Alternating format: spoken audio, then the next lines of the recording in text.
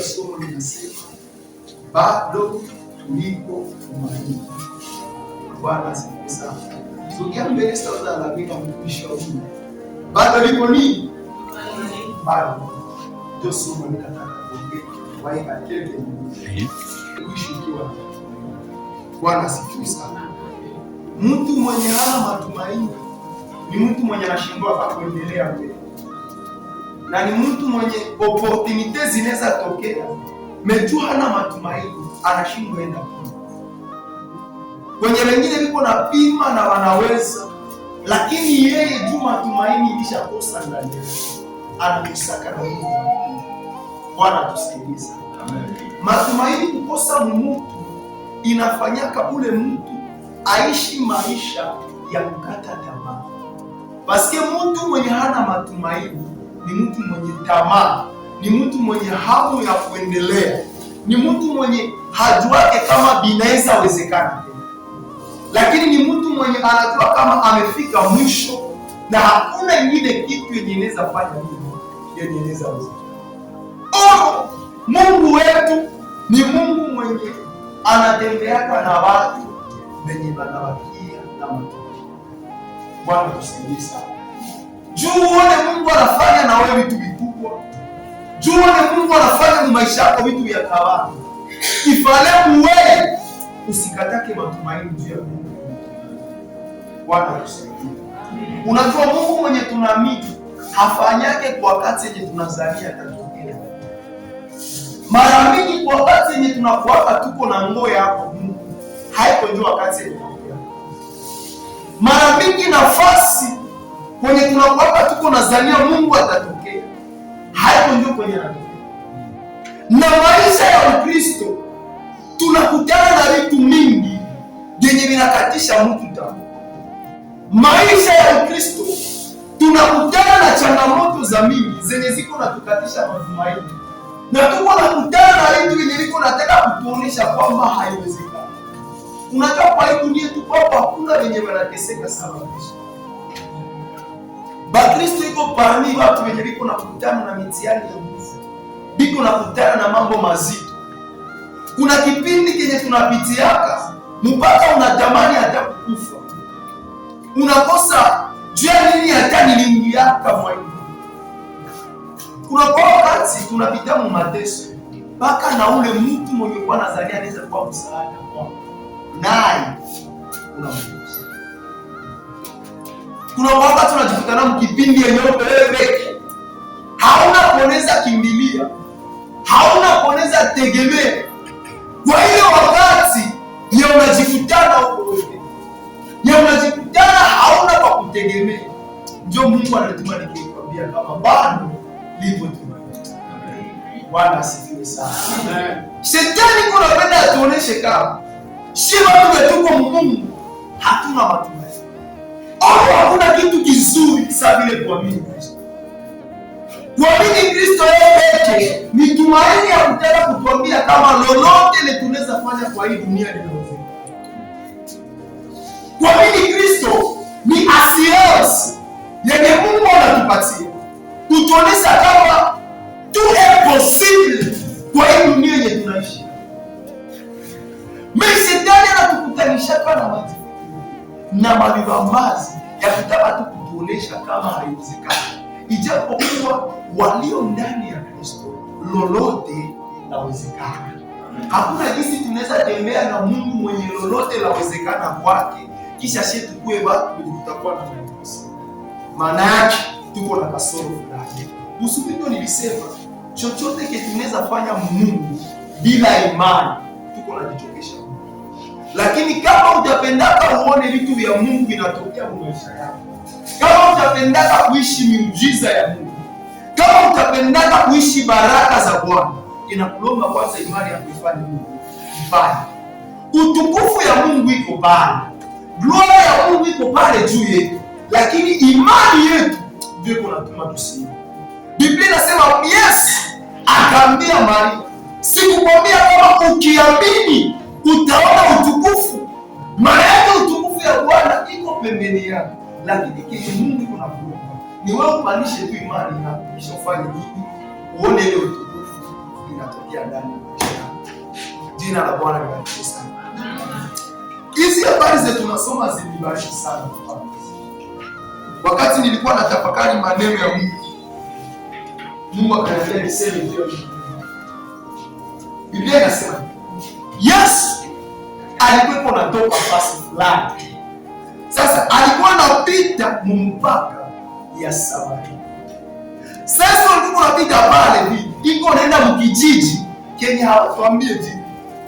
Biblia inasema kama wakati alikuwa anakaribia ile kijiji, akakutana na wenye ukoma.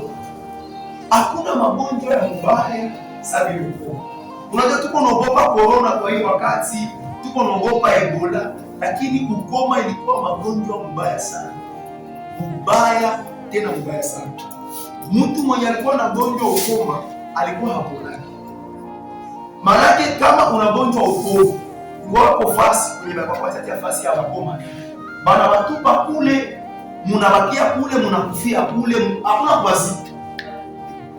Maana ilikuwa sawa vile tukamate mfano ili na tusikamate na kibali ndio kutu. Mbara ndio fasi kwenye wanatupa kama watu ukoma. Sasa mwaenda kibali tu kwa Mungu akigonjwa ukoma. Ni anakia tu anamfunga mlushashe. Bana wasimguse hata. Juu kama mtu ukoma alipita hapo, na ukisababisha ile ukoma na kupamata. Ilikuwa magonjwa mbaya sana. Sasa wale watu ukoma walikuwa wanafukuziwa. Na wakishakutana miongoni ya watu wanakuua. Walikuwa wanawapelekana nafasi kwenye hawatawapatia chakula. Hakuna chochote kule kwenye Mungu, manake Mungu na pale vile mnangoja kukufa na mishipa. Sasa hapo walikuwa watu 10 wenye walikuwa kuna hiyo problem. Walikuwa kuna hiyo. Biblia inasema kama walisimama mbali. Jua basi sogelea Yesu. Jua walikuwa wakisogelea kwenye watu biko batamamkizile Mungu. Basha sikia habari za Yesu. Banajua huyu jamaa anafanyaka miujiza, anapomeshaka, alifufua wafu, aliponyesha vilema. Biko na habari juu ya Yesu. Wakati walisikia habari juu ya Yesu, imani ndani yao ikakua. Bakaona Yesu, bakapaza sauti zao ndipo ndio. Yesu, uturehemu, utuhurumie. Sasa nikajiuliza baba, je, ya watu wasiseme Yesu kuponyesha? Mimi bakasema Yesu uturehemu. Mkiswahili yetu uturehemu ndio kusema utusamehe. Bwana asifiwe sana. Sasa niko na magonjwa niko. Mimi na pia waniombe, bali sema niombe nipone. Mimi anasema nihurumie.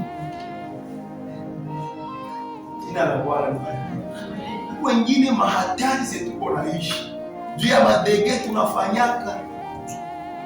Huko wengine makonsekansi tuko na sibire leo. Juu ya madege tulifanya jana.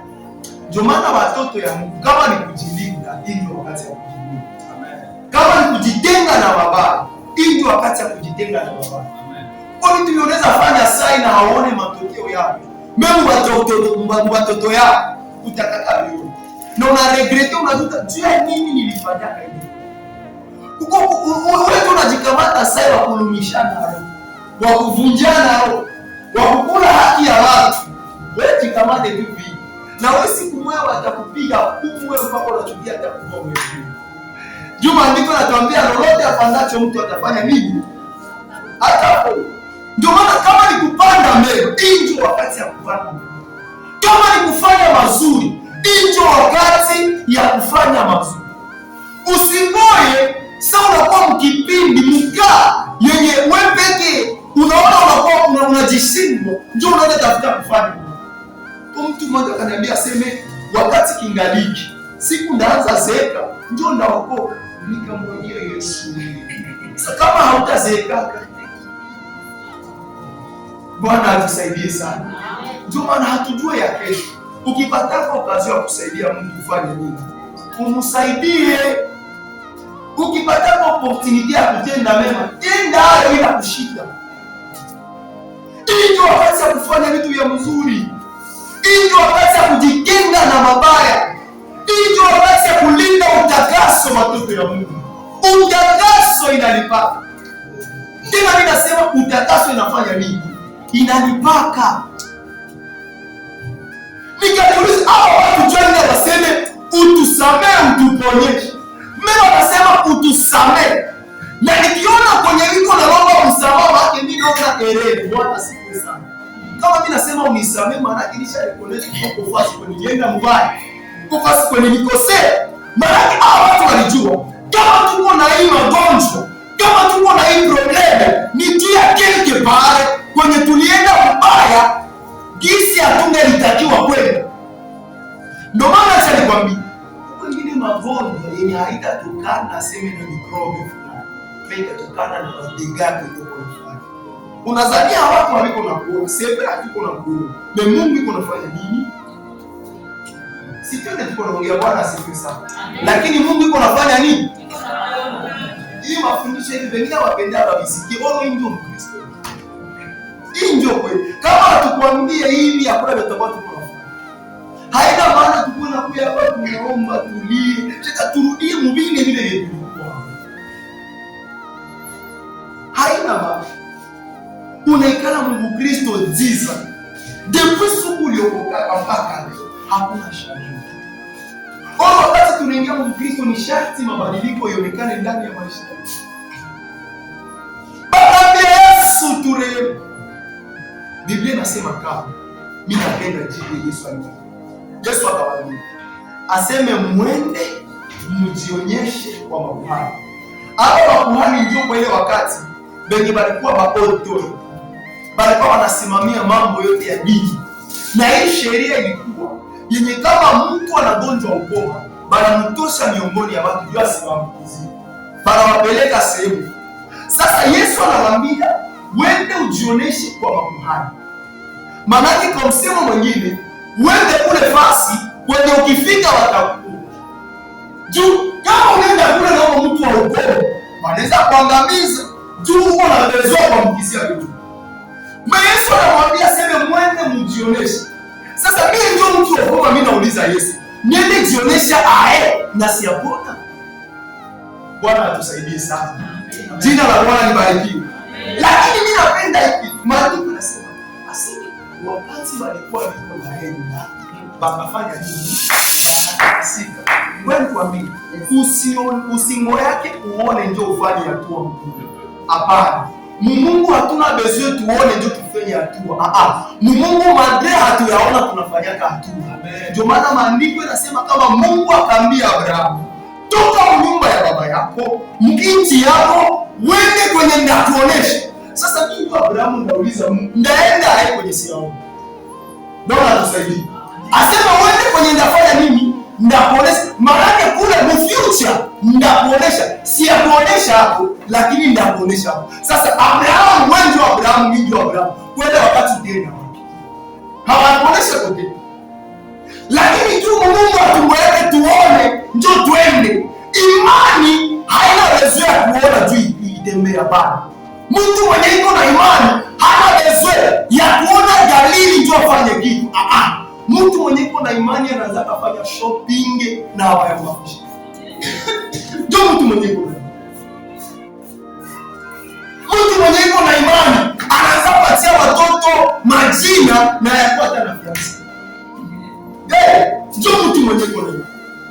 Mtu mwenye iko na imani ndio anaweza kupanga nyumba yako itakuwa kongene shamba itakuwa hivi na hivi na hayafuata na wakumdanganya. Ndio maana acha nikwambie, Mungu tuko na uwezo wa imani. Wakati imani ya watoto wa Mungu itapanda, tutaishi mambo makubwa. Tutaishi vitu vya ajabu. Usikuwe na moyo upate mwenye alikuahidi atakusukumia ndio uamini. Ukigariki mchana. Hata kama hauna hata mwanaweza kusukumia, wewe amini kama hii wiki telefoni yangu itatokea. Amen. Unaweza kukumbia. Mimi imani hapa nakwambia simu yangu itapokea. Hata sio shuhuda wa wetu hapa hivi. Alipoongea kwa mtu wa kumsukumia. Alisaikala. Anapoza hata senta silia kufanya nini? Ya kumwondoa. Mtu alikuwa na imani Mungu. Anasimama Mungu. Madre vitu vinakataa. Mimi alikuwa anasimama Mungu. Message kengea makuta. Atakula zile makuta mpaka leo hakuna mashambulizi tena. Usiwe na zalia Mungu atakuyaga gisi tunazalia. maprinsipe, lakini ya Mungu wetu iko yule ya yote. Anaweza kuwa kinyume ya prinsipe na anaweza kuwa mprinsipe na anawakia Mungu. Amen. Kusema Mungu akubariki, Mungu anatetea maprinsipe. Kusema Mungu akupatia harusi ya nzuri, ndoa yake, ana wewe uikale miaka ngapi mfiasai? No. Inawezekana Mungu atatosha mtu nje leo, afika paseme Mungu ametuma juu ya mtu fulani. Inawezekana. Inapasa imani zetu zikomane. Amen. Bwana tusaidie sana. Jina la Bwana libarikiwe. Imani zetu ndio zipande. Yes. Siku moja mtumishi wa Mungu Gabriel Tikiko alikuwa anapata ushuhuda. Iko nasema aseme kama mkanisa au mkuu dada mwenyewe. Ule dada yeye ndio alikuwa kitusi. Tena alikuwa mchamba video hapana hata uzi.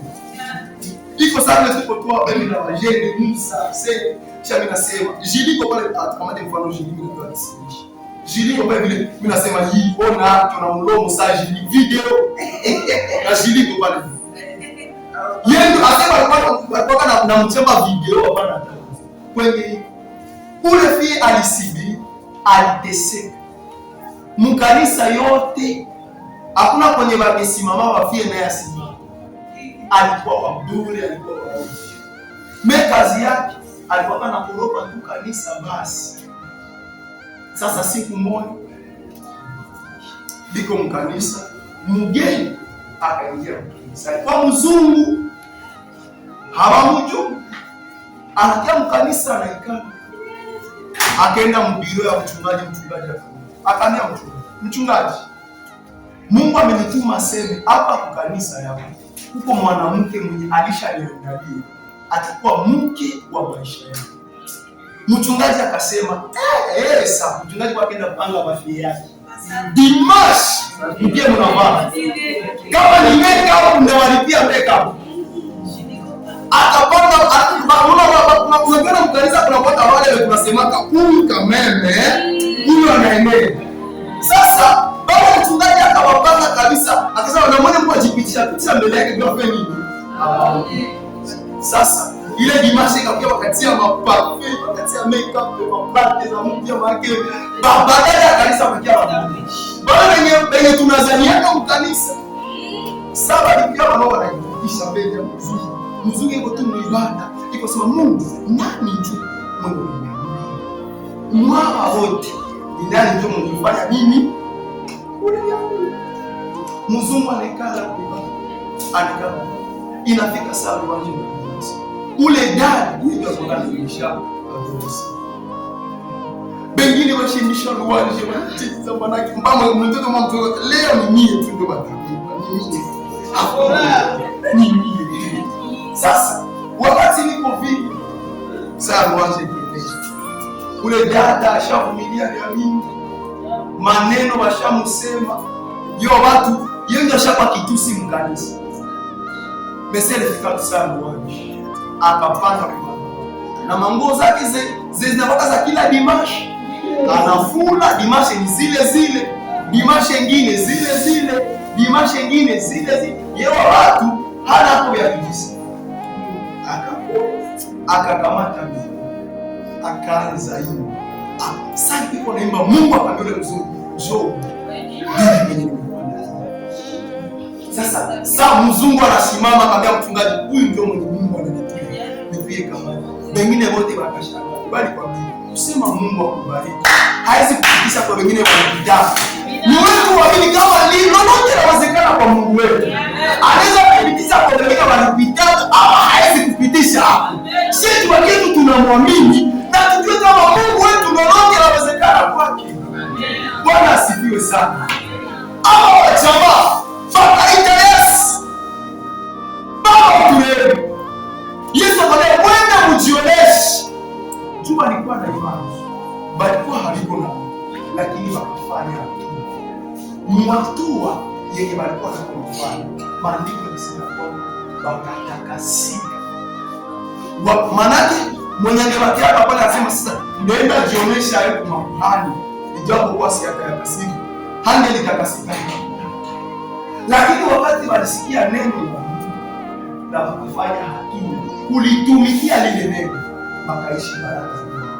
Ndugu mpendwa wa Mungu, wakati unasikia maneno ya Mungu unafanya nini?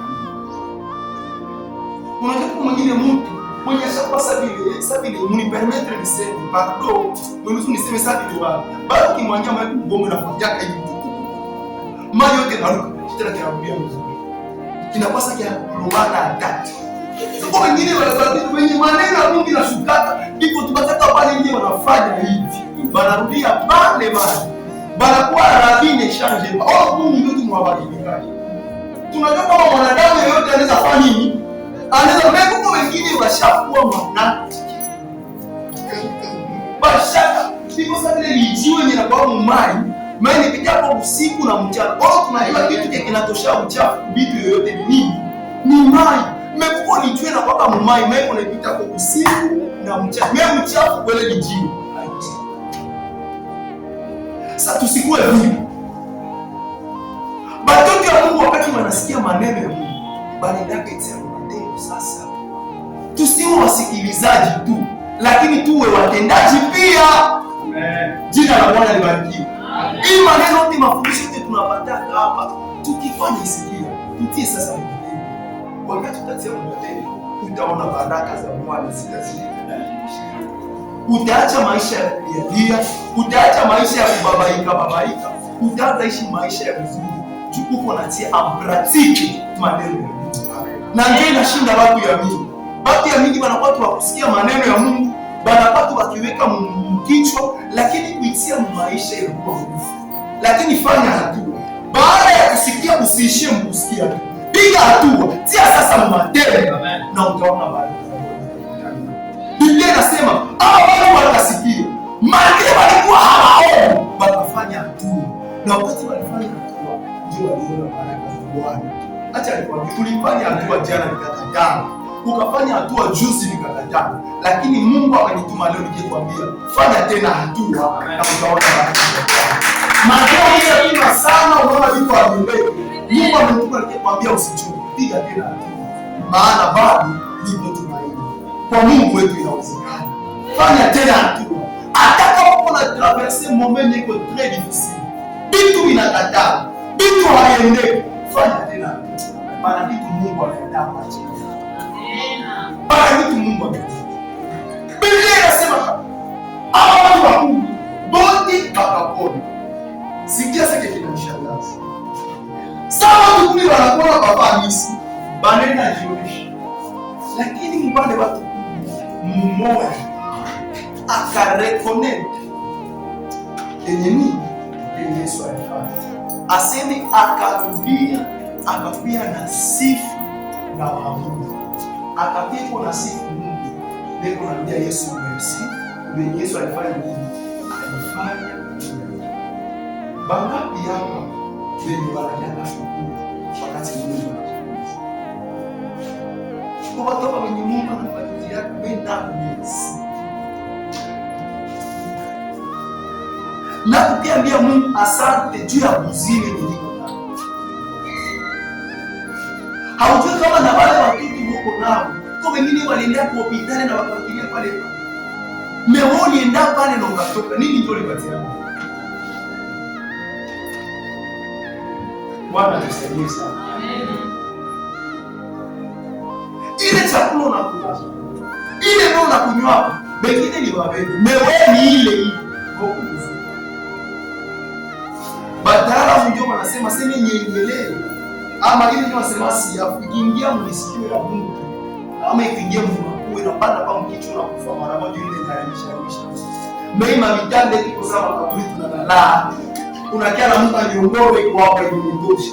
Ulala msivyo yote kupanda. Kunyengelele huko. Wewe haoni tu kama mkubwa wa Mungu kwa ajabu sana. Manake Mariona ala usipo ujielewe Mungu anambia nyengelele pita kumguru mmesikia usingie. Mulikuwa usingie. Matendo yote kwa tunashindwa tena maneno akwambia Mungu merci. Ndio maana kesho tutakuwa hapa na kenze. Vipanda visuke tutakia Mungu sana. Bwana asifiwe sana. Bwana Yesu asifiwe sana. Kesho manake visuke vipande tunasema trop c'est trop. Mungu tunakia sema merci. Tunakia kusifu na tunakia kuabudu juu ya mbele yake. Bwana asifiwe sana. Bwana asifiwe sana. Yenye Mungu anafanya kitu. Mimi nakumbuka wakati mmoja ilikuwa kwa kama mlikuwa na mtumishi wa Mungu wa Musa pamoja na Jordan na Tini.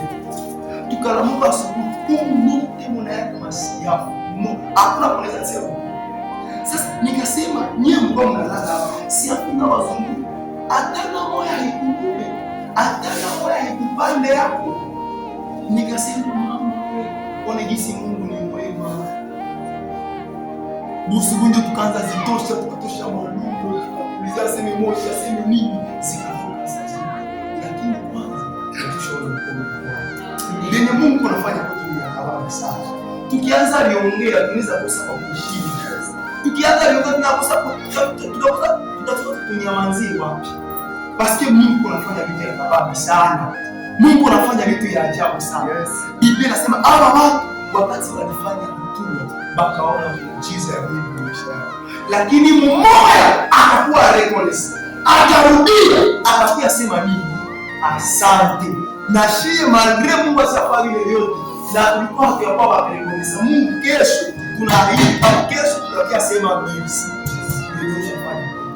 Kesho tutakuya kama ni kulia tutalia, kama ni machozi, kama ni kulaji tutalala chini, nimekwambia tu Mungu nini?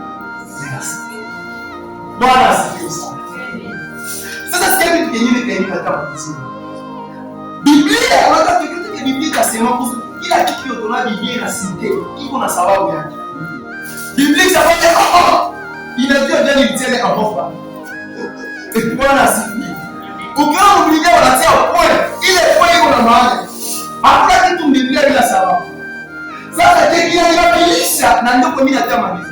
Ni hapa kwa sababu ule mwalirudia alikuwa Msamaria. Pourquoi basi tena tu mwaka rudia kesha pale. Mbele akasikia na kabila yake. Maana ile kabila yake na jina la Bwana libarikiwe sana. Amen. Bwana Yesu asifiwe. Wakati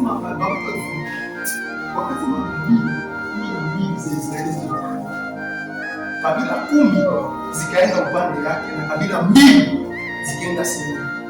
Hizi kabila 10 kwenye zikaenda ndio walikuwa wapangani sana. Ndio mlikuwa hapa huyu mmoja mwenye kaka mdia Msamaria. Kwa kabila la Samaria. Bwana asifiwe. Hii kabila moja ya Samaria ilikuwa miongoni mwa makabila walikuwa wabaya sana. Benye walikuwa wapagani sana. Sasa inawezekana mwao wa 10 kwa Misri waliendaka wakishapona. Inawezekana na baba Wayahudi. Walikuwa watakatifu. Benye walikuwa wabarikiwe Mungu. Benye walikuwa na haki ya kuponyesha. Mwao wa Samaria walikuwa wabaya. Ndio mnataka kama Biblia inasema na alikuwa Msamaria. Maana Biblia inataka kuonesha utofauti yake yeye na wale wengine. Maana wale wengine inawezekana walikuwa Wayahudi. Na huyu mmoja alikuwa Msamaria, mwe tunajua sasa vile wanani wapagani. Kitu cha kushangaza huyu mmoja tunajua sasa mpagani, yeye ndio anakuwa anakuonyesha kuliko hawa wanajua sasa vile ni Wakristo. Usishangale leo unapofanya matendo ya kipagani wale wanajiita Wakristo kuliko wale tunajua sasa. Ndio maana mbinguni tutashangaa tutapata surprise. Unafika mbinguni kuna lini wale ndio kukaribisha karibu. Tutapata surprise kule. Baada tunajua sasa vile wapagani hapa kudunia. Aseme fanya angalisho makahaba wasifanye nini? Wasiwatangulie. Ni maandiko. Unalia nini kwa kule pale? Hapana, haiko kule. Mtu anaweza kuwa kahaba ni kwa wakati yake ya mwisho na konfesia na tubu. Na nenda wapi? Wewe ulikuwa unajitoa mtakatifu na kwa wakati yako mwisho unaenda vile kumbe ulikuwa tunajidamba. Sasa huyu mwenye tulikuwa tunajua kama vile mpagani. Yeye ndio anakuja reconnect. Anakia sema merci kwenye Mungu anafanya maisha. Leo kama kwa mwizi ya kwanza ni Wakristo, mlipermete niseme ni Wakristo. Tunaiba moya ya 10. Tunaiba maana tuko na wadega moya ya grave. Basi sema matendo mbona tunaweza kusimama nao sisi kwa watakatifu. shie ndio wenye haki. Mbeba chua wewe kuna imani. Bebe kuna machuki mno. Huyu na huyu wasemeshana. Pesa. Ukristo kweli. Tuko mwini. Kwa hiyo wakati kenye Biblia inapenda ituoneshe, hapa kwenye walikuwa wanajua sana ni watakatifu. Mkichwa wao walikuwa wanajiambia tuko watakatifu. Lakini matendo yao ilikuwa haimaanishi watakatifu. Maana yake wanajidanganya. Wanasema shie ndio bavre, Bayahudi, watoto ya Abrahamu na wengine. Hawa wengine ni wapagani. Kwa sasa hawa wapagani wao walikuwa wanafanya walikuwa wanatafuta Mungu, walikuwa na matendo ya ukweli. Walijua ingawa tunaamini Mungu, lakini imani bila matendo, maandiko yanasema imani imefanya nini? Imekufa. Na matendo bila imani, ile matendo imefanya nini? Imekufa. Maana yake madre tulishaamini Yesu Kristo, kenye kinafuatia ni nini? Ni matendo mema sasa.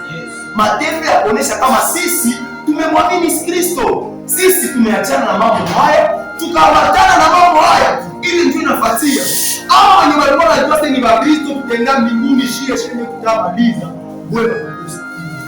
Biblia inasema aseme Yesu sasa aliona kule Mungu anakuja. Aseme sasa hiyo somo ile alisema nini? Mimi napenda kuponea Yesu alisema pale kwa Biblia.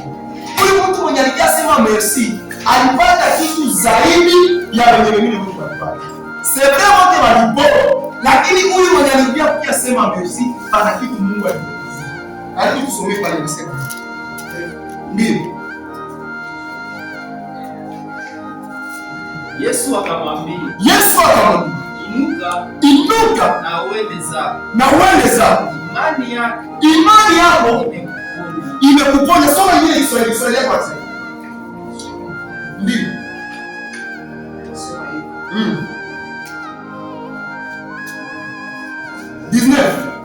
19. Kisha Yesu akamwambia mtu yule, ndio, simama ujiende, imani yako imekuponyesha. Imekuponyesha. Kiswahili ndio. Leo kwa Kiswahili ya Tanzania. Kiswahili kinasema sema imani yako imekuokoa. Hakuna mwingine Kiswahili hapo. Soma tusikie.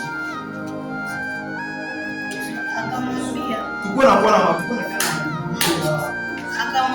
akamwambia nini? Inuka enenda zako. Napenda ile Kiswahili. Inuka, simama uende zako. Imani yako imekuokoa. Sikia, Bwana asifiwe sana. Hii Kiswahili inalitofautisha vizuri. Bote 10 walipata uponyaji, lakini huyu mwenye aliyesema merci alipata na wokovu. Yes. Bwana asifiwe sana. Jina la Bwana libarikiwe sana. Shie wote tunaweza kuja tunaambia Mungu anatupatia grace. Lakini wakati ule mwenye atarudia akisema merci, Mungu anamrudishia na kumpatia na wokovu. Kwa hiyo hakuna kitu kizuri wakati unaokolewa. Ukiokolewa na mali yako italindwa na Mungu. Unaweza pata uponyaji kama hauna wokovu, uko na bure tu. Na ukishakuwa na wokovu unapata vyote. Acha Mungu abariki leo.